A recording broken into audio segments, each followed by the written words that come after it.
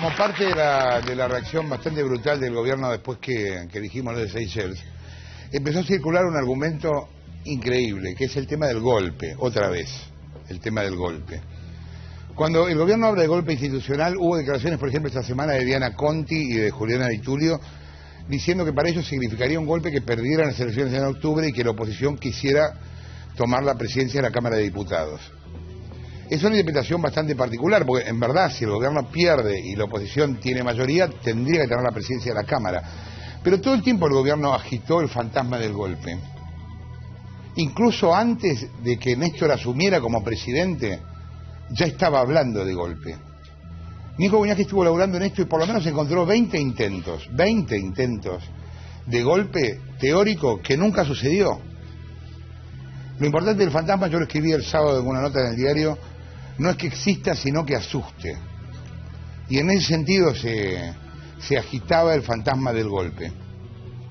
Incluso de un autogolpe también. Fíjate. Es un intento encubierto de golpe institucional, es decir, que se intenta descalificar las instituciones porque las cosas no le salieron como esperaban. Todo empezó cuando la historia todavía no había empezado. El 5 de mayo de 2003, el todavía candidato presidencial, Néstor Kirchner, ya acusaba a su rival, Carlos Menem, de denunciar fraude en el balotaje para dar un golpe institucional. Es un intento encubierto de golpe institucional. El 28 de agosto de ese mismo año, con Néstor en la Rosada, el piquetero Luis Delía anticipó que podría haber un golpe contra la democracia similar al que se había hecho en Venezuela contra Chávez. Delía anticipó que defendería a Kirchner en la calle y a los tiros. Siempre en los momentos turbulentos y cuando no hay respuesta para los problemas, se recurre a la teoría conspirativa, que no es una teoría inventada por el gobierno actual, se utilizó siempre en todos los gobiernos, así que es un tema muy gastado, el tema de la teoría conspirativa, pero que parece que sigue dando buenos resultados. En mayo de 2004, Kirchner le pidió explicaciones al jefe del ejército por una cena en el regimiento de Patricios junto a ex dirigentes radicales. El entonces jefe de gabinete, Alberto Fernández, dijo que era un complot contra la democracia. Un mes después, el 4 de junio, el presidente denunció una movida desestabilizadora organizada por policías, militares, economistas y políticos. Se inició una causa motorizada por el fiscal Stornelli, pero quedó en la nada. Uno de los argumentos o de los discursos que ha adoptado el gobierno es que las denuncias sobre corrupción o que involucren a la figura presidencial es un intento desestabilizador, digamos que pone en riesgo la institucionalidad. ¿Cómo lo ve? Obviamente que desde cualquier punto de vista esa pretensión es inaceptable. Hay una locura de parte del gobierno, digamos, ha perdido agenda, ha perdido control, digamos, sobre qué es lo que quiere hacer, y digamos tiene esta visión de negadora de la realidad, que le hace el camino muy fácil a sus críticos. El gobierno ha adoptado a través de su prensa dicta una política de negación que nadie la cree. Cuando dice se come con 6 pesos o no hay inflación o el INDEC, digamos, es impecable. Milani cortaba flores en la ruta, digamos, simplemente es ridículo. En 2005, Kirchner denunció otro oscuro pacto desestabilizador encabezado ahora por Duhalde, Patti y Menem. Ese pacto que hoy estamos sufriendo conocer en la provincia de Buenos Aires es el pacto Duhalde, Patti y Menem para que vuelva al pasado y al que hay que vencer y hay que derrotar.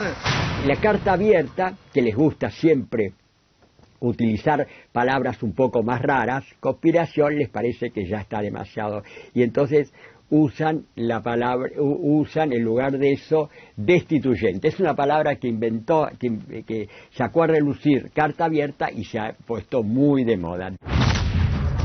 En agosto de 2006, Edgardo de Petri anticipó un nuevo complot para voltear al presidente. La supuesta amenaza estaba liderada por exmilitares, por Cecilia Pando y por el obispo castrense Antonio Baciotto. Poco después del 17 de octubre de 2006, el gobierno alertó sobre un complot para atacar a Néstor durante el traslado de los restos de Perón a San Vicente.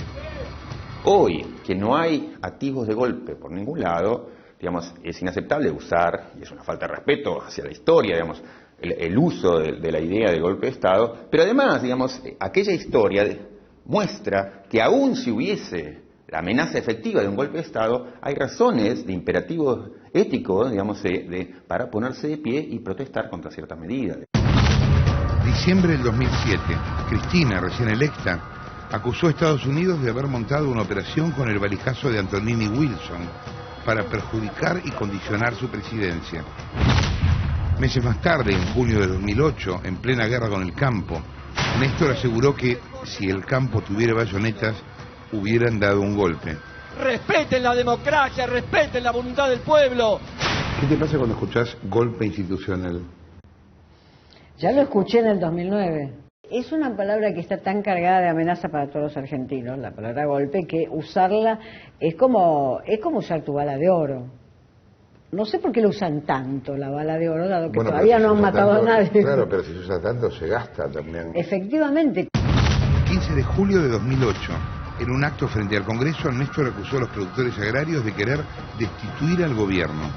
Los comparó con grupos de tareas y con los comandos civiles. Como las peores etapas del 55 y el 76 salen como comandos civiles. Kirchner los llamó comandos civiles. Sí. Que para los jóvenes que miran tu programa eran no significaba nada porque ni siquiera sabían nada, pero digamos que eran los antiperonistas más acérrimos, los que realmente uno podría decir merecían el mote de gorilas, los antiperonistas más acérrimos que confluyeron a la revolución del 55 que sacó a Perón. Entonces, Kirchner llegó a llamar los comandos civiles a gente como Bussi o como De Angeli, me guste o no De Angeli, pero digamos que De Angeli llamar comando civil a De Angeli es por lo menos una exageración. 12 de enero del 2010, Cristina acusó de golpista a su vicepresidente, Julio Cobos. Dijo que quería asumir antes del 2011. Nosotros que sufrimos el desequilibrio institucional. Casi al mismo tiempo, Néstor insistió. Dijo que el gobierno estaba ante una conspiración permanente del Grupo Clarín. Creo que hablar del golpe o de la posibilidad del golpe o de la eventualidad de un golpe es algo que tiene varios objetivos. Primero, aglutinar en torno de una debilidad, es decir, convocar a los propios a defender algo que está amenazado. Hablar de la amenaza es un modo de levantar los espíritus propios. Es también, de algún modo, anticipar el fracaso y tener una excusa a la mano para el fracaso, y creo que esto debería ser un motivo de preocupación para todos. Creo que hay una hipótesis que se discute mucho, que yo no veo posible, pero que está en el aire de la discusión política, y es una presidenta victimizándose como dañada, deteriorada o agredida por las corporaciones, por lo que ellos llaman los poderes fácticos, por las corporaciones. Marzo de 2012, Pudú en el Senado se defendió por el caso Chicone diciendo que había un complot contra las instituciones comandado por Héctor Bañeto, el fiscal Carlos Rívolo, el juez federal Daniel Rafecas, e involucró incluso al procurador Esteban Rigui. El brutal ataque a las instituciones que se está llevando adelante desde las mafias y sus esbirros. Hablar permanentemente del golpe es lo que permitirá decir estábamos diciendo que ocurriría y ocurrió. Y si no ocurre, no hay costo por haberlo dicho. Hay una especie de uso muy impune del lenguaje que es muy dañino para la vida democrática. 29 de junio del 2012, el canciller Timerman afirmó que había intereses que quieren voltear a la presidente. Acusó del plan a grupos económicos. 3 de octubre del 2012, la Casa Rosada denunció que las huelgas gremiales de prefectura y gendarmería buscaban afectar a la democracia.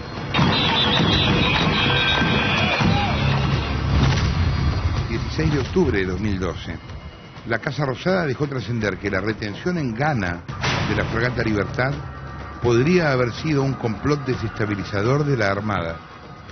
Habría una teoría, no demasiado factible, pero una teoría, diríamos, del del antigolpe, pero provocado por el propio gobierno, que sería un autogolpe. Esa es una posibilidad dentro del desenfreno del cristianismo, de ir por todo y de no tener frenos. ¿Vos te parece posible que el gobierno intente un autogolpe? A ver, a los Fujimori, digamos. El razonamiento sería este: si el gobierno tiene que elegir entre el helicóptero o el autogolpe, es mucho mejor dar un autogolpe, porque sería una manera de mantener la mística, de decir que fueron víctimas de las corporaciones y salir de este atolladero, digamos. Bueno, según las anécdotas del ahora masista Alberto Fernández, una noche del 2009, o Cristina o Néstor, el personaje varía, quisieron irse, y la anécdota continúa en que Lula llamó por teléfono y le dijo: muchachos, cuadro, tómense un Lexotanil y mañana será otro día. Eso marca un cierto tipo de reacción. Yo no sé si la anécdota en principio es verdadera. En segundo lugar, no sé si el protagonista de esa anécdota era Néstor, el que dijo agarrá la cartera que nos vamos, o fue Cristina que dijo sacá el auto que nos vamos. La verdad que no lo sé. O ambos en coro. Pero sí, tuvieron ese reflejo en 2009. Es difícil porque ellos, yo diría, a ellos les conviene una salida ordenada, que un autogolpe, porque después, ¿cuál es el camino después del autogolpe? ¿Se van a ir a Japón como Fujimori? Digo, quiero decir, no, claro. Es complicado. ¿Cómo sigue después la historia del autogolpe? Deberían pensar, alguien debería estar pensando esa historia. 21 de marzo de 2013, el gobierno denunció un golpe financiero por la suba del dólar. Lo dijo, entre otros, el ministro Lorenzino. 20 de agosto de 2013, la diputada Di Tulio dijo que la oposición buscaba realizar un golpe institucional al intentar designar al titular de la Cámara de Diputados después de las elecciones. El populismo tiene que tener un enemigo. La oligarquía, el imperialismo, los periodistas, siempre hay que tener un enemigo. Y el enemigo es conspirador. A medida que las cosas van peor, evidentemente que la teoría conspirativa se va a acrecentar. La crítica no es admisible para un régimen populista. La crítica no es. La crítica significa desestabilizar. 20 de agosto de 2013. Después del informe sobre el escándalo en Seychelles, la presidenta replicó en Facebook el comunicado en el que me acusa a mí y a Clarín de encabezar un ataque a la democracia. Hace apenas 48 horas, el intendente de Lomas de Zamora y primer candidato a diputado, Martín Insaurralde, me acusó junto a Clarín de ser destituyente. ¿Te parece extemporánea la reacción del gobierno con todo lo que pasó en estos días después de lo de Seychelles? No están reaccionando bien, están reaccionando demasiado pronto. Y sobre todo están hablando gente que no había hablado antes. Que Parrilli haya dicho sicario y asesino mediático, es extraño. Es como si estuvieran recurriendo a los que habían mantenido un estilo más discreto. O sea que no están reaccionando bien. Porque se puede reaccionar pronto y bien, pero hay que saber, ¿no?